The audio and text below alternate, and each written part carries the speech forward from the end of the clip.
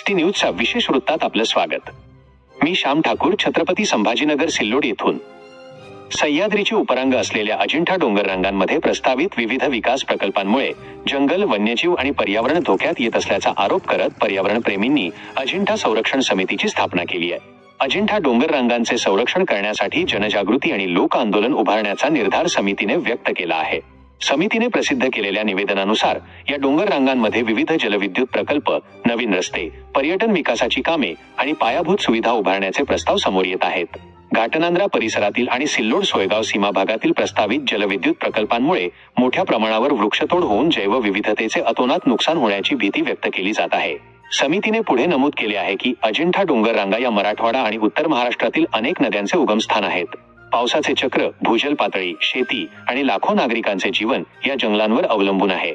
जंगलांचा ऱ्हास झाल्यास पर्जन्यमानात घट, जलस्रोत आटणे आणि पर्यावरणीय समतोल बिघडण्याचा मोठा धोका निर्माण होऊ शकतो।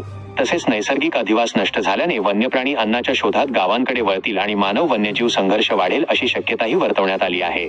अजिंठा आणि वेरूळ ही जागतिक वारसा स्थळे नैसर्गिक पर्यावरणामुळे समृद्ध आहेत।